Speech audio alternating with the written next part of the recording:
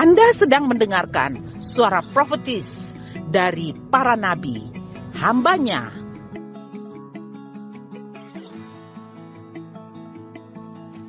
Dengarkanlah dan lakukanlah perintah Tuhan melalui para nabi, maka engkau akan berhasil. Selamat mendengarkan.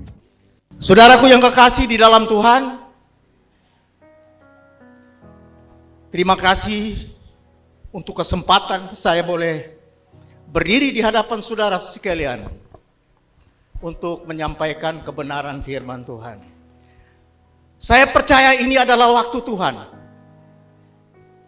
Saya percaya tidak kebetulan saudara ada di hadapan saya. Tidak kebetulan juga saya berdiri di hadapan saudara. Amin, saudaraku. Pagi ini saudaraku yang kekasih di dalam Tuhan, saya akan menyampaikan kebenaran firman Tuhan yang saya buat dari suatu tema ini, saudaraku. Bertumbuh dalam pemuridan. Saudaraku yang kekasih di dalam Tuhan, bertumbuh di dalam pemuridan. Kita tidak akan bertumbuh kalau kita tidak dimuridkan. Saya ulangi, kita tidak akan bertumbuh kalau kita tidak dimuridkan.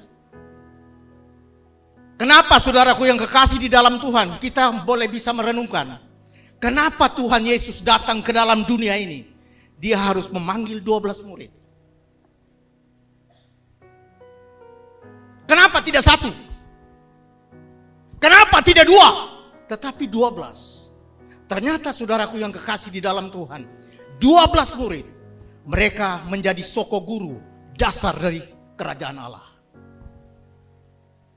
Jadi saudaraku yang kekasih di dalam Tuhan, pemuridan harus menjadi prioritas. Harus menjadi prioritas kita untuk kita dimuridkan supaya kita bertumbuh, saudaraku.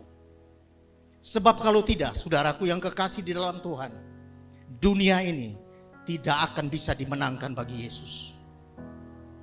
Dunia ini tidak akan bisa dimuridkan karena syarat dunia ini dimenangkan. Tuhan berkata, pergilah ke seluruh dunia, jadikan semua bangsamu murid, bukan pengikut, saudaraku. Tuhan tidak memanggil kita jadi hanya pengikut, jadi menjadi kaum awam hanya mempercayai Dia. Tetapi Tuhan mau memanggil kita untuk melakukan segala sesuatu yang Dia perintahkan. Kamu adalah imamat yang rajani, bangsa yang kudus, umat kepunyaan Allah sendiri, untuk memberitakan perbuatan-perbuatan besar dari Dia yang memanggil kamu dari kegelapan kepada terangnya yang ajaib. Jadi harus taruh di dalam hati kita, taruh di dalam pikiran kita, saya adalah imam. Kita sudah dipindahkan dari kerajaan kegelapan kepada terangnya yang ajaib. Saudaraku yang kekasih di dalam Tuhan, kita bisa membaca bagian firman Tuhan ini di dalam Ulangan pasalnya yang ke-6. Saya sengaja ambil Ulangan pasal 6, tidak langsung ke dalam Matius 28, 19, 20. Saudaraku, kita baca di Ulangan pasal 6, ayatnya yang keempat. Perhatikan baik-baik ayat ini, saudaraku. Dengarlah hai orang Israel, Tuhan itu Allah kita, Tuhan itu esa. Ulangi, saya baca ayat ini. Dengarlah hai orang-orang VLC, Tuhan itu Allah kita, Tuhan itu esa. Saudaraku yang kekasih, kenapa kini ayat menjadi penting, saudaraku? Di dalam kitab Kejadian, Keluaran, Imamat, Bilangan, Ulangan, ayat ini muncul. Ternyata saya temukan, saudaraku, bagian ayat ini di Ulangan 6, ini adalah dasar dari pemuridan sebenarnya. Dia bilang kepada orang Israel lewat Musa, saudara, karena Musa yang menulis kitab ini. Dengarlah hai orang Israel. Kenapa harus dengar? Karena dengar itu adalah ketaatan, saudaraku. Kalau kita renungkan, saudaraku yang kekasih di dalam Tuhan, seorang janin, dia dalam kandungan, fungsi organ yang paling pertama berfungsi, yaitu pendengaran. Di usia 5 bulan, bayi itu sudah bisa mendengar. Jadi kalau ibu-ibu yang hamil harus belajar untuk bicara dengan bayi itu. Harus sampaikan sesuatu kepadanya. Apa yang harus disampaikan nanti saya akan kasih tahu saudaraku. Kita baca ayat yang kelima, saudara. Ayatnya yang kelima, perhatikan. Kasihilah Tuhan Allahmu dengan segenap hatimu dan dengan segenap jiwamu dan dengan segenap kekuatanmu, saudara. Saudaraku yang kekasih di dalam Tuhan, ini bagi bangsa Israel, ini perintah yang sangat penting. Yang dikatakan Shema Israel. Dengarlah orang Israel, Allah kita itu, Tuhan itu adalah Allah kita. Tuhan itu esa. Kasihilah Tuhan Allahmu dengan segenap hatimu, dengan segenap kekuatanmu, dan dengan segenap jiwamu. Israel sering membacakan bagian ini, saudara. Pada pagi hari, pada petang hari. Karena ini menjadi perintah yang penting, saudara. Sampai ketika orang Israel meninggal, Shema Israel ini akan diserukan, akan diperdengarkan kepada orang yang akan meninggal. Shema Israel. Saudaraku yang kekasih, hari-hari ini saudara, dunia sedang menawarkan banyak Tuhan.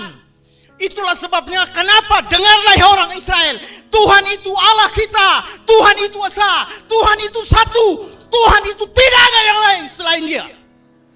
Tetapi hari ini saudara dengar, dunia sedang menawarkan banyak Tuhan untuk supaya kita tidak lagi mempercayai Tuhan kita yang satu itu.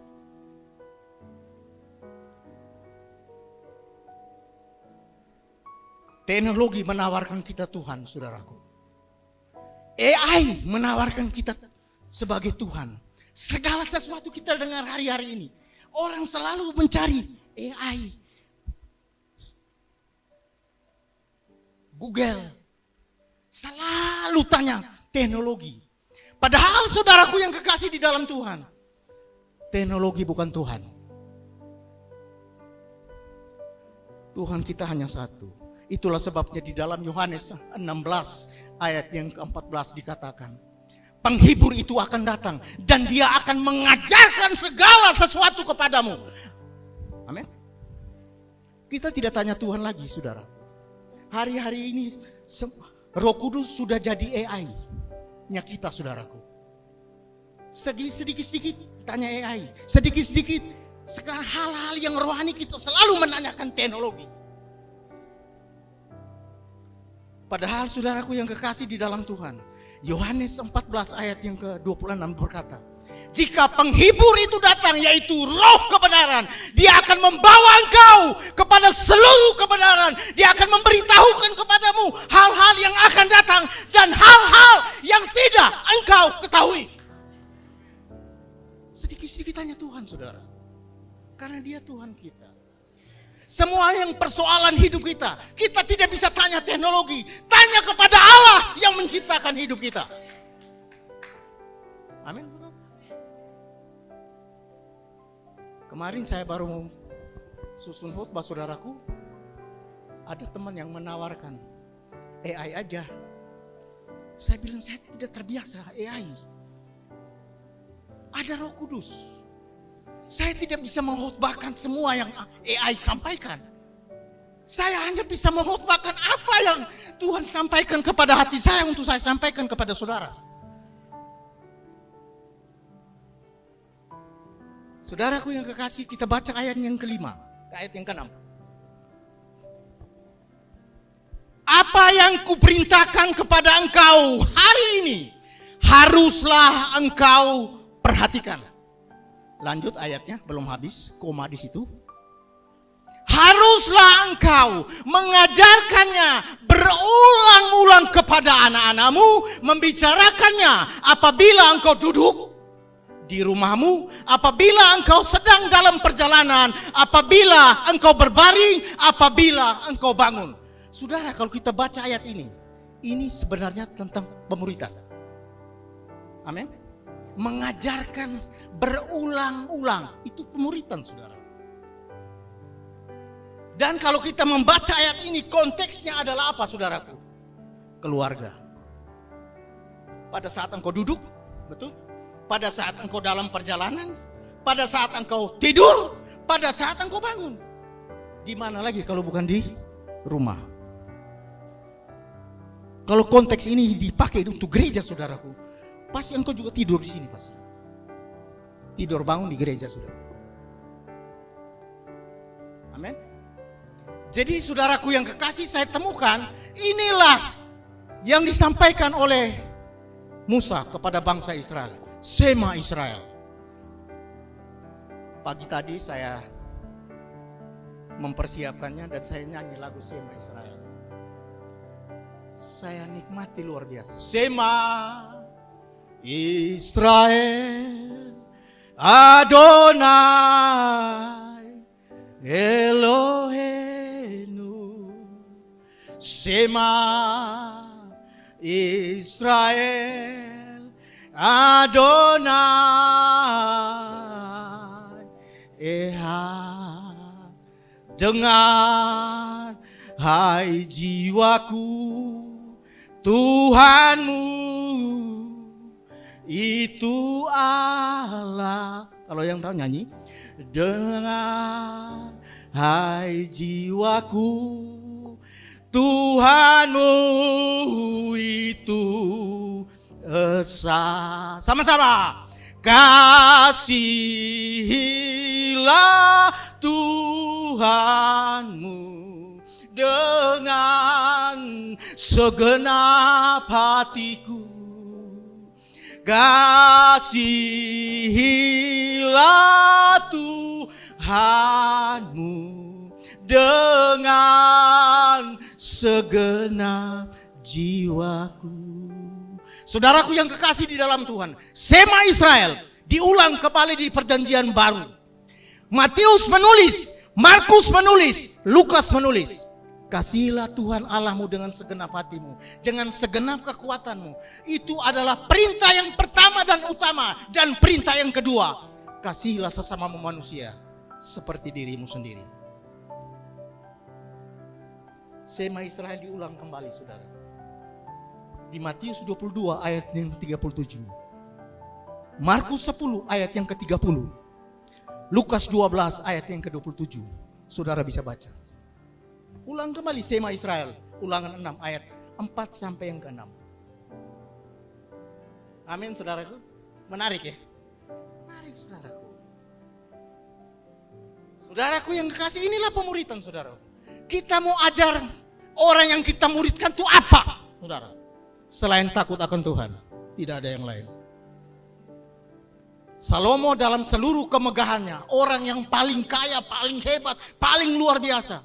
Pada akhir daripada kitab pengkhotbah dikatakan, akhir dari semuanya ini, takutlah akan Tuhan dan turuti segala perintah-perintahnya. Karena segala sesuatu yang kita capai di dalam dunia ini adalah kesia-siaan.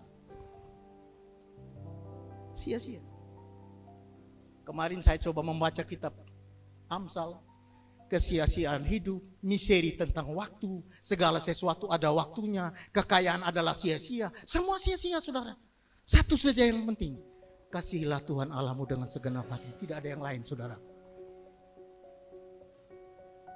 Tidak ada yang lain. Itulah sebabnya di awal pelayanan Yesus berkata begini di dalam Matius 7 ayat 24 sampai 27, saudara. Setiap orang yang mendengar perkataanku ini dan melakukannya, ia sama dengan orang yang bijaksana yang membangun rumahnya di atas batu. Betul? Kemudian turunlah hujan dan datanglah banjir, lalu angin melanda rumah itu sehingga rubuhlah rumah itu dan hebatlah kerusakannya.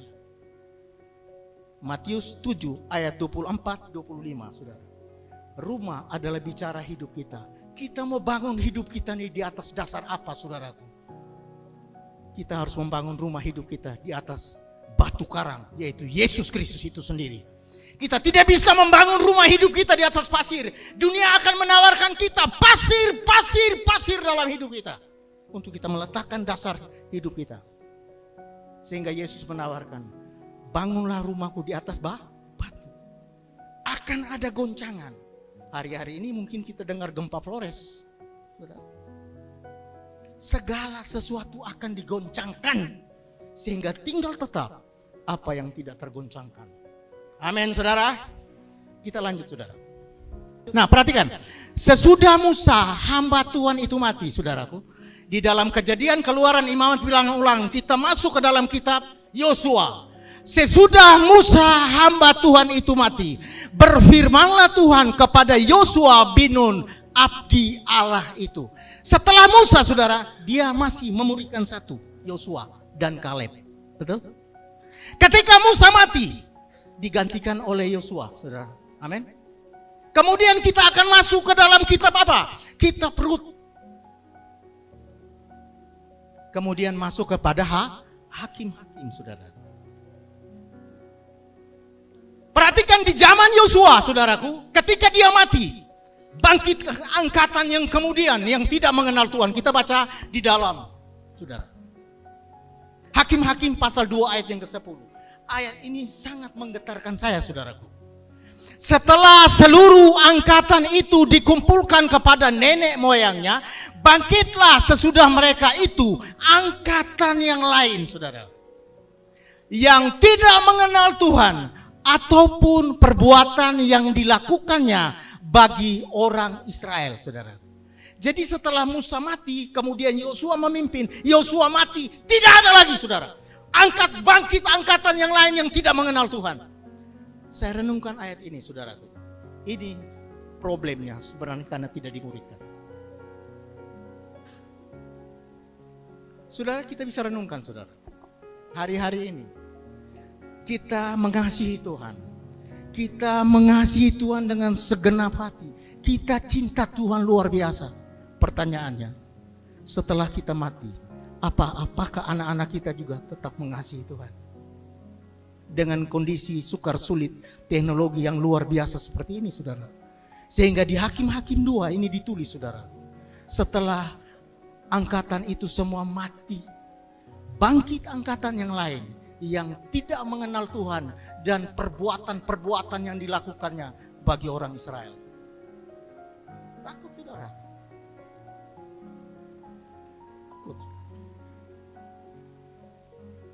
Kita kalau sudah mati, kita mau tahu apa lagi?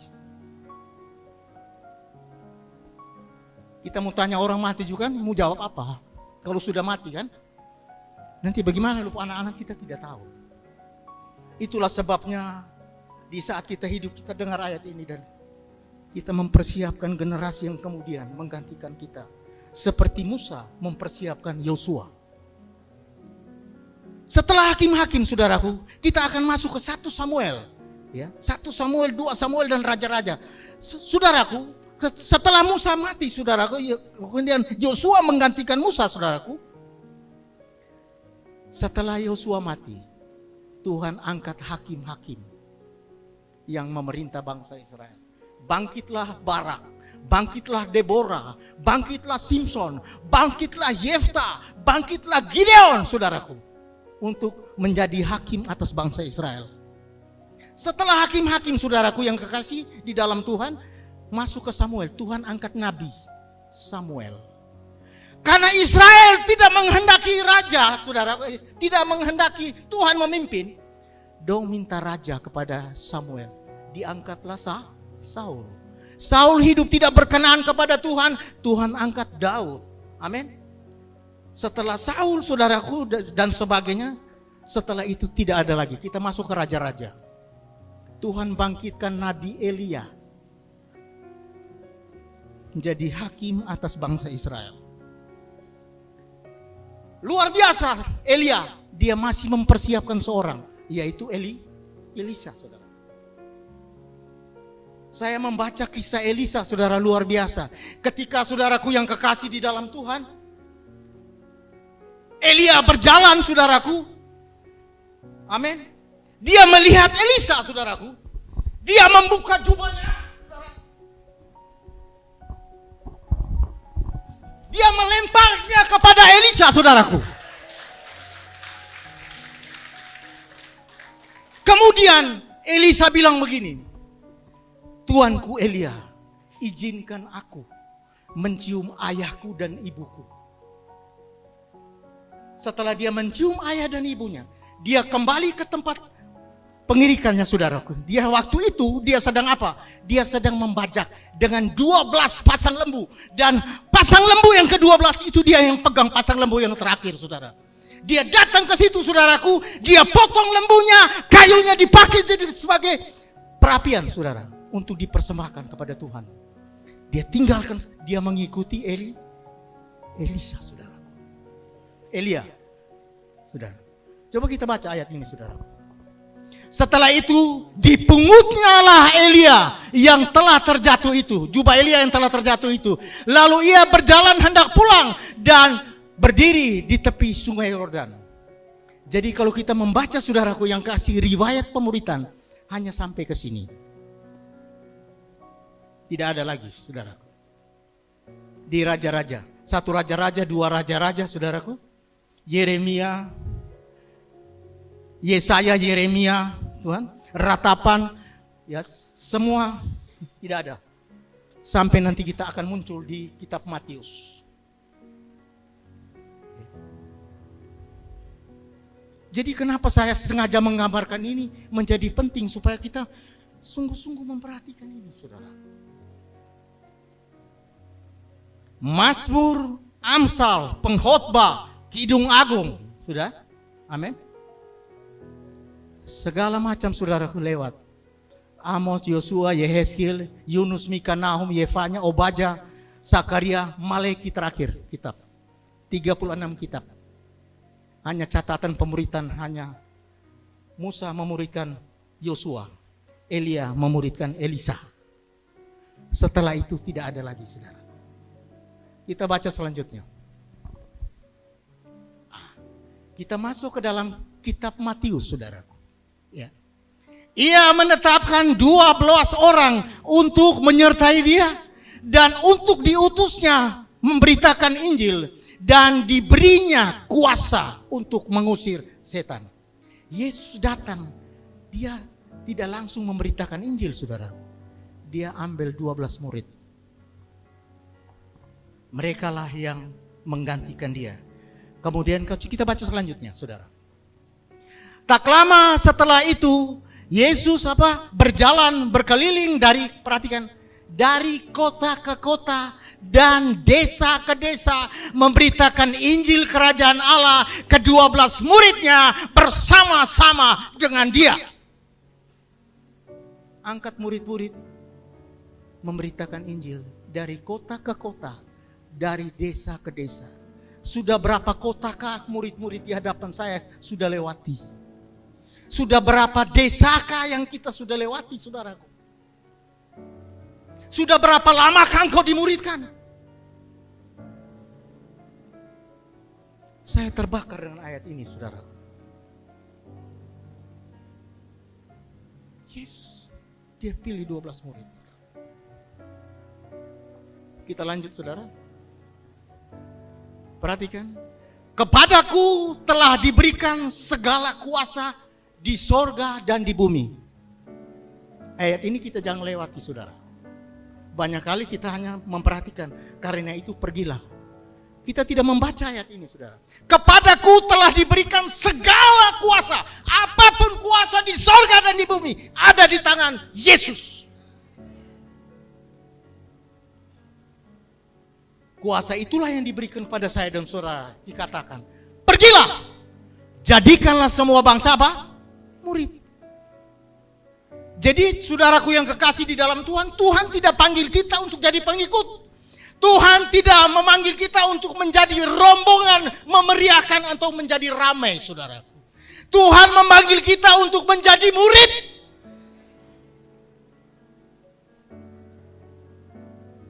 Pertanyaannya, sudahkah kita menjadi murid atau belum?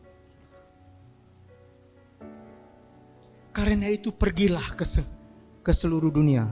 jadikanlah semua bangsamu murid. Perhatikan, ajarlah, baptislah mereka dan ajarlah mereka melakukan segala sesuatu yang kuperintahkan kepadamu, dan ketahuilah aku menyertai engkau sampai kepada akhir zaman.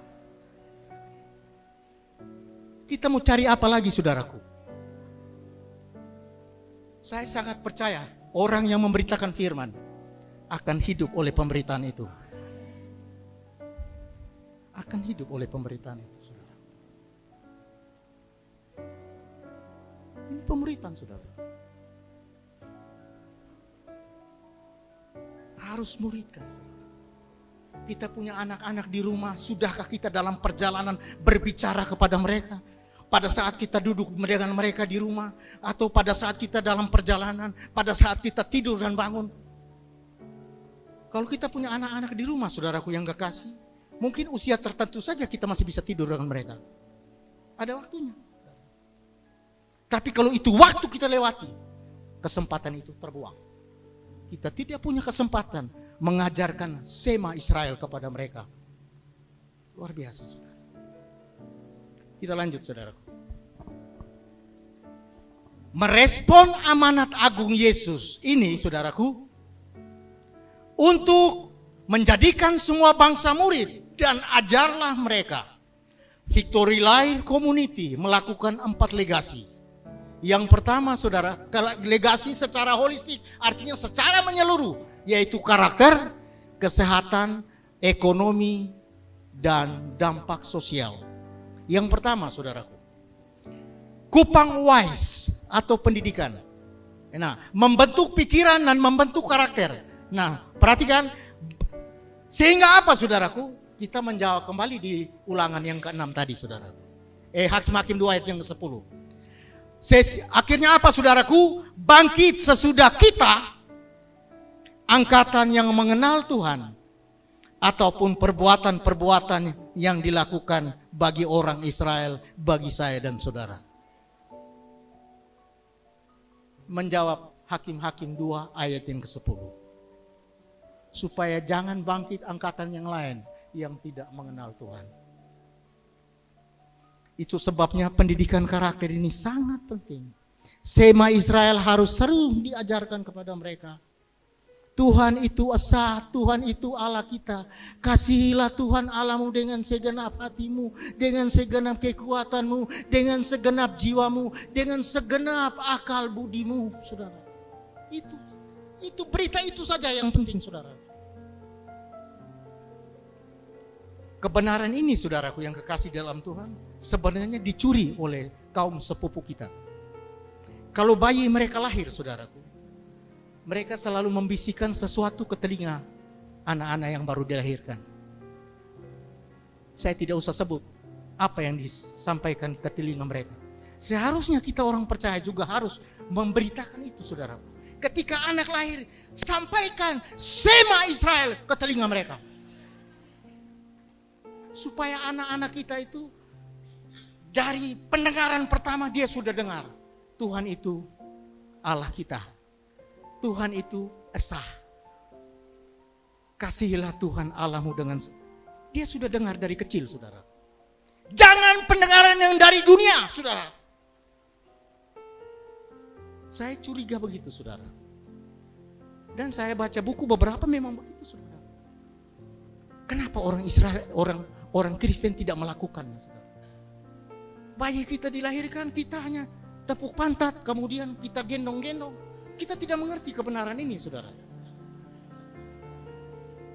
Yang kita tanya mungkin rambutnya apa, betul? Takut rambut keriting, takut segala macam, saudara. Iya betul kan? Kulitnya bagaimana? Kita tidak pernah menyampaikan kepada telinga anak itu Shema Israel, saudara. Harus lakukan, saudara. Terlambat kita, saudara. Terlambat kita, saudara. Kita lanjut, saudara. Kupang Wise, kemudian Kupang Healthy, kesehatan. Membentuk kepedulian dan kasih pelayanan Yesus. Ya. Yesus dikatakan dia adalah tabib dan guru. Ya betul? Dia pengajar, dia juga tabib. Jadi pelayanan kesehatan, kita sedang melakukan pelayanan Yesus untuk menyembuhkan orang sakit, mencelikan orang yang buta, menguatkan orang yang lemah, saudara. Amin. Pelayanan kesehatan. Tapi ini harus dimuridkan, saudara. Supaya ada orang-orang yang menangkap visi ini. Kita tidak melakukan visi ini hanya sekedar melakukan. Ada dasar, saudara. Itu yang membuat kita kuat. Apapun yang terjadi kita kuat. Karena apa? Kita tahu tujuannya. Makanya perlu belajar konsepnya dulu, saudaraku. Kita tidak melakukan latah melakukan. Ada dasarnya, saudara. Pelayanan Yesus yang pertama, saudaraku yang kekasih, itu pelayanan pemulihan. Dikatakan pada Lukas 4 ayat 19-20. Roh Tuhan Allah ada padaku, sebab ia telah mengurapi aku untuk memberitakan kabar baik kepada orang-orang yang miskin, untuk melepaskan orang-orang yang tertindas, untuk membebaskan orang-orang yang terikat, untuk menyampaikan tahun rahmat Tuhan telah datang. Itu pelayanan pemulihan. Kita lakukan SPK. Di SPK lah kita lihat pelayanan Yesus itu terjadi, saudara. Hati dipulihkan, orang yang terikat setan dilepaskan, berita Injil disampaikan kepada mereka, mereka menerima Yesus sebagai Tuhan dan Juru Selamat mereka, dan mereka mengetahui bahwa inilah Sema Israel, saudara. Pelayanan Yesus, SPK itu, saudara. Yang belum ikut SPK ya ikut, kapan lagi, saudara? Kita libatkan. Saya terganggu dengan ayat ini. Tuhan Yesus bilang, kita harus melakukan pekerjaan-pekerjaan Dia yang telah mengutus aku. Tapi kok tidak ada yang terlibat, saudara? Kita bilang Yesus mau datang, tapi kita sepi-sepi saja tidak melakukan apapun.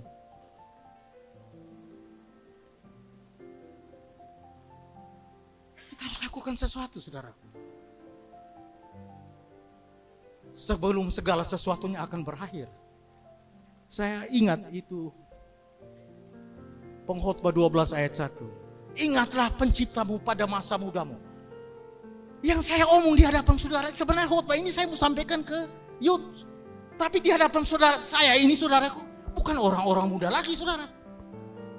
Tapi Tuhan bilang, ingatlah penciptamu pada masa mudamu. Sebelum datang hari-hari yang malang. Sebelum datang hari-hari yang kau katakan tidak ada kebahagiaannya di dalam. Jangan sampai kita terlambat, saudara. Inilah waktunya, saudara. Amin, saudara. Yang ketiga, saudara, Kupang prosperity, ekonomi, membentuk tanggung jawab kemandirian, berkecukupan di dalam segala sesuatu. Ada potensi dalam jemaat ini, saudara.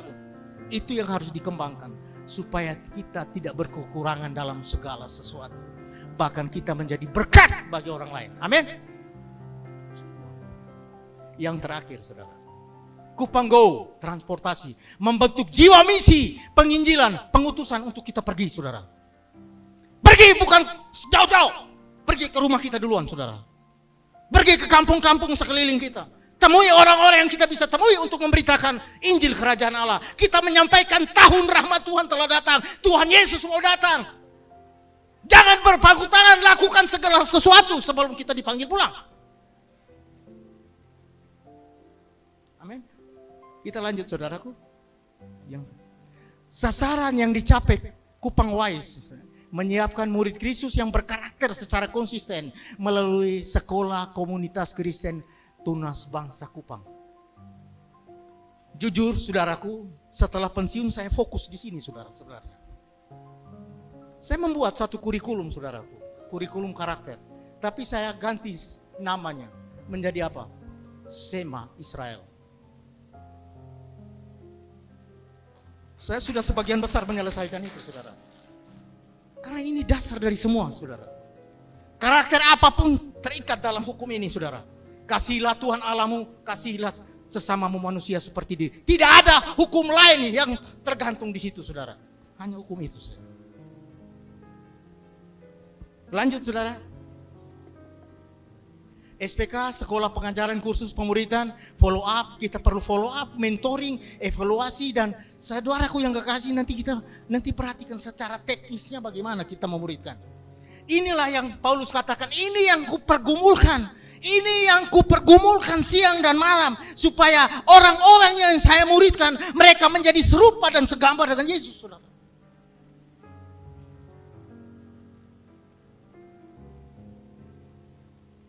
Pertumbuhan murid sehingga mereka mengalami Tuhan. Saya kalau lihat anak-anak yang masih SMP, mereka bertobat mengangkat tangan. Aduh, saya hati terenyuh, saudara. Luar biasa, kamu masih kecil-kecil sudah mengasihi Tuhan. Kamu Tuhan akan pakai dalam waktu yang sangat panjang. Efektivitasnya sangat panjang, saudara. Kita yang rambut putih ini, saudaraku, sebentar lagi sudah lewat.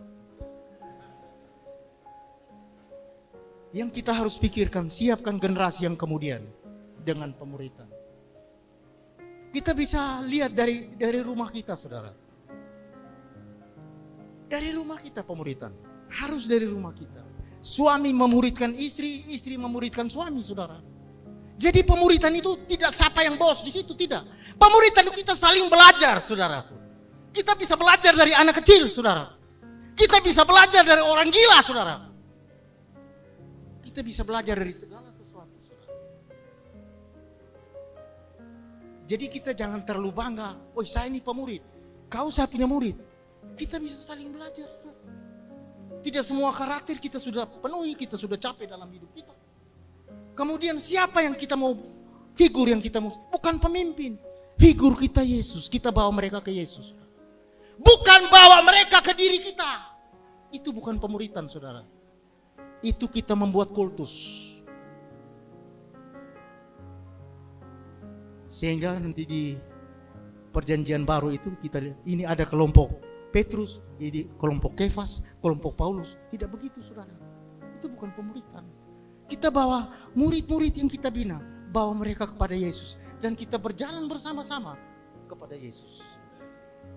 Saya bisa belajar dari orang yang saya muridkan, orang yang saya muridkan bisa belajar dari saya. Saya bisa belajar dari anak-anak saya bisa belajar dari semua orang, saudara. Itu pemuritan, saudara. Roh Kudus waktu-waktu bisa bicara juga kepada kita, saudaraku. Saya banyak kali, saudaraku, saya dengar dari Tuhan, saudaraku. Saya hampir sedikit sekali waktu saya siapkan waktu khusus untuk baca Alkitab. Sangat sedikit. Tapi kalau Roh Kudus bicara sesuatu, saya angkat Alkitab dan saya baca, saudara. Karena itu kebutuhan saya, saudara. Peka-pekalah dengar suara Tuhan, saudaraku. Karena Allah kita disebut Allah Abraham, Allah Ishak, Allah Yakub, Allah yang pribadi. Tuhan tuh sangat rindu setiap hari datang mengunjungi kita, berbicara dengan kita. Makanya Alkitab berkata, setiap pagi ia mengunjungi aku. Setiap pagi dengar suara Tuhan. Yang masalahnya telinga kita tidak dengar, kenapa? Kita sudah terlalu banyak dengar suara dunia ini, saudara. Sudah tidak dengar suara Tuhan. Apapun, saudara, Dia yang menciptakan kita, Dia yang menjadikan kita. Dengar Dia, saudara. Bukan berarti kita tidak boleh dengar orang lain. Perlu. Tapi suara orang lain juga perlu diuji. Apakah ini suara Tuhan atau tidak? Sehingga kita tidak tersesat, saudara. Masih ada lagi slide-nya, saudara? Gereja yang kuat bukan hanya memiliki banyak pelayanan, tetapi memiliki banyak orang yang bertumbuh dalam karakter Kristus, mampu melayani dan mampu memuridkan orang lain. Lanjut, saudara. Sasaran VLC ke depan, saudaraku, membangun kembali budaya pemuridan. Mari, saudaraku, kalau belum ada orang yang mementor dirimu, saudara, carilah orang untuk mementor dirimu. Bukan berarti semuanya kau bisa belajar dari orang yang bersangkutan, tidak. Saya bisa belajar dari saudara, saudara bisa belajar dari saya. Kita saling belajar. Patron kita Yesus. Amin. Melalui penguatan peran pemimpin sebagai mentor penggerak pemuritan. Lakukan, saudara. Yang keluarga-keluarga, cari keluarga-keluarga lain yang bisa mementor keluargamu. Walaupun secara wadah, secara organisasi harus jelas siapa yang mementor siapa. Bisa jadi pementoran itu bisa, iblis bisa menyimpang, bisa membuat kita menyimpang dari hal-hal itu, saudara. Prinsip-prinsip Alkitabiahnya kita harus perhatikan. Oke, lanjut, saudara. Fokus kita memastikan setiap orang benar-benar menjadi murid Yesus. Kita harus bertanya dalam diri kita, saya ini pengikut atau murid Yesus? Harus itu, saudara. Sebelum datang hari-hari yang malang, sebelum pintu anugerah tertutup, masih lakukan sesuatu, lakukan. Pemuritan yang kuat, gereja bertumbuh. Katakan amin. Katakan kepada dirimu, saya mau dimuridkan.